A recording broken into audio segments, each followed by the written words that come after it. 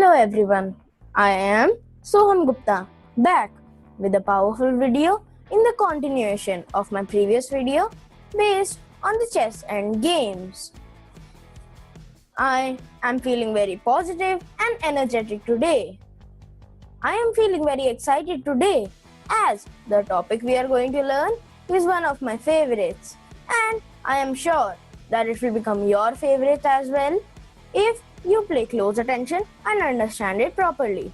So my friends, sit with a pen and paper and get ready to learn. In my previous video, we discussed about the single queen checkmate and about the mating and the non-mating pieces available on the chessboard. Whereas in this video, we will be discussing about the single rook, double rook checkmate and the concept of draw known as stalemate. Before moving to my theory and examples, I must say that every player should learn the rook mate. The concept of the rook mate is very important at any stage of the player's career. As we all know, that rook is a very heavy piece with some limitations in its movement. The rook can only move vertically or standing and horizontally or sleeping. But when we come into the end game, the real power of rook comes in play. Let us understand the double rook checkmate with a small example.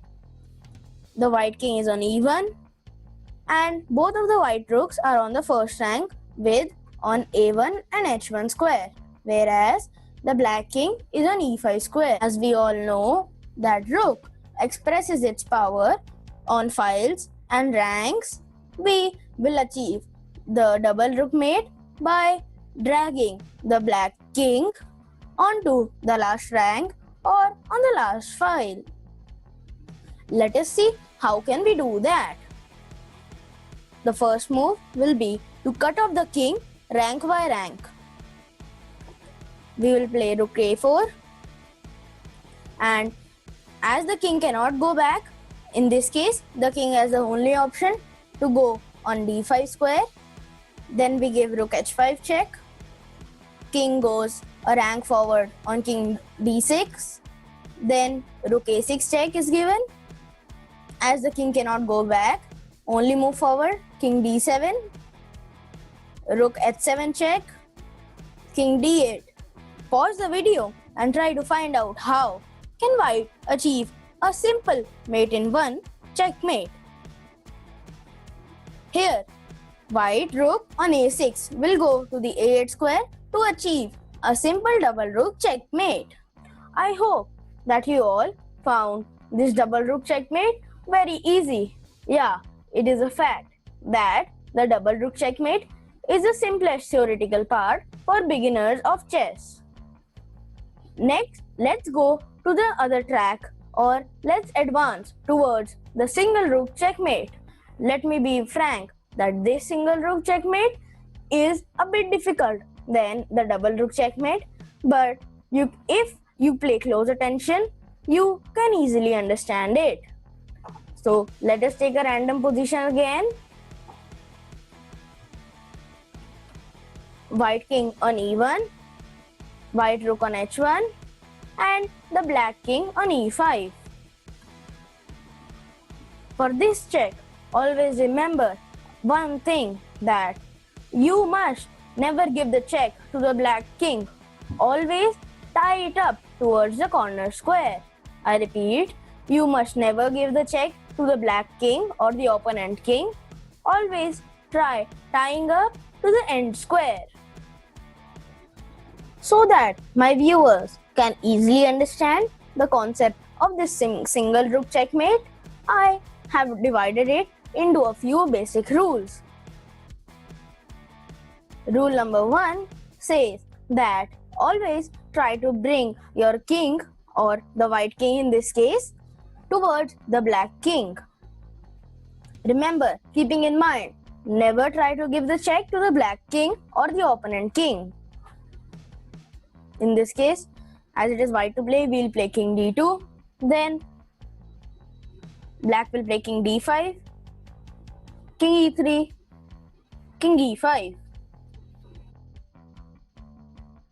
Rule number 2 states that when there is a gap of a rank or a file left between both the kings, then in that case, the winning side, or in this case the white, should place the king and rook in such a way that more than half of the portion of board is blocked for the opponent king. In this case, the white will play the rook to h4 using an important term called as cutoff, which prevents the black king from coming to the fourth rank. Thus, it has cut off the black king from half of the board. Rule number 3 states that using your rook and the king, make a box for the black king so that it has very limited squares to move. In this case, as it is black to move, black will still move on the 5th rank by playing king d5, and using the rule number 2, we will cut off the black king from the e file. As you can see, this is the e file. Next, black has the only move. If he wants to move on the 5th rank, he can play king c5. Again, we will cut him off by rook d4. If king b5 is played, instead of playing rook c4, as it will lead to a draw, in this case, we will play king d3. If king c5 is played, then king c3, king b5, rook c4, again following rule number 2, king a5, rook b4. Rule number 4 states that using your king and the rook, squeeze the black king to the last square. In this position, only move available, king a6, white plays king c4, king a5, king c5, king a6, following rule number 2, rook b5, king a7, rook b6, and king a8. In this case, black is forced to the last square, that is the a8 square.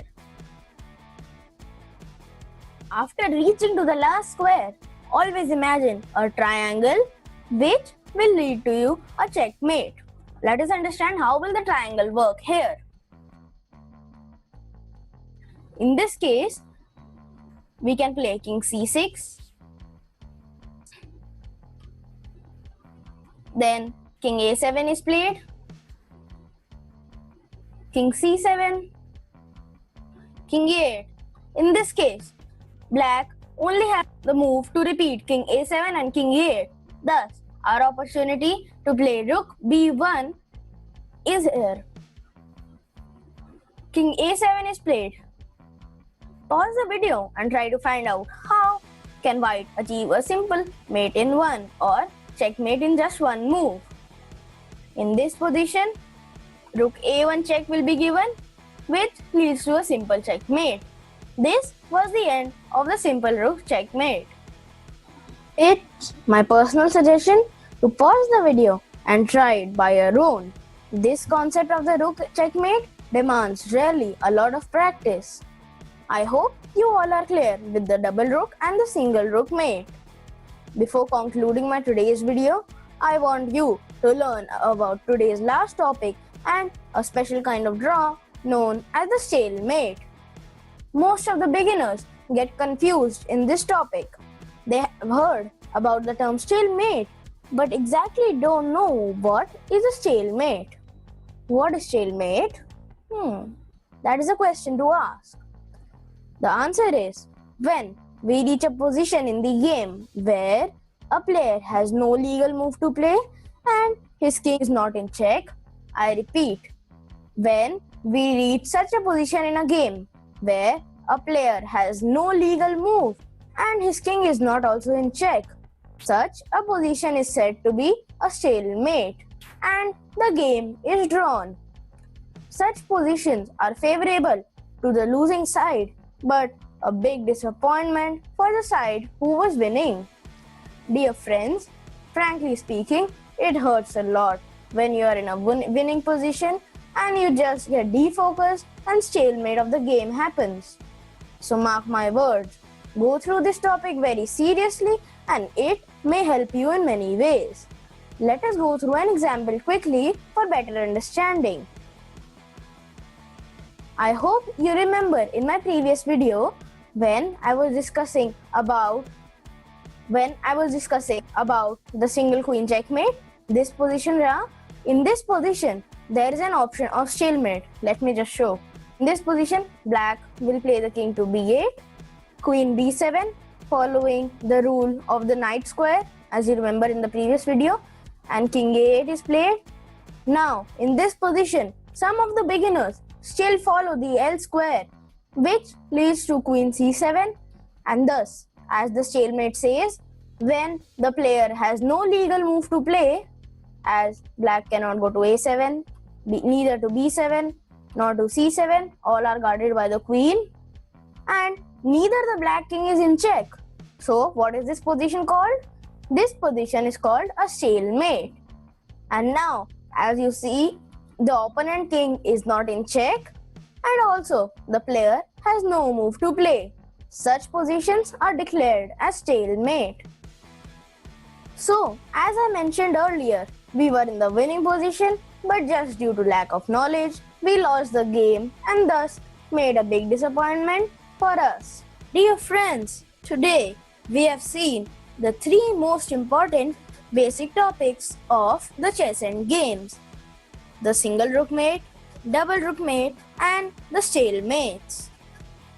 I hope you guys understood this topic very well. Go through my video 2 to 3 times and try to make notes for better understanding. Wish all my viewers the best of their luck for their learning on the basics of chess. I will try my best to share all my learning with you. That is all for my today's video. I hope you enjoyed my video. My next video is going to be very special and I will announce it soon. Till then, I, Soham Gupta, is thanking my viewers for your love, appreciation and support for my videos. Thank you very much. If you like this video, smash that like button. If you are new to my channel, subscribe to my channel. Share my videos on chess. And if you want to watch how to play chess series, you can see it on the top, right there, right. Till then, I'll meet you in my next video. Bye.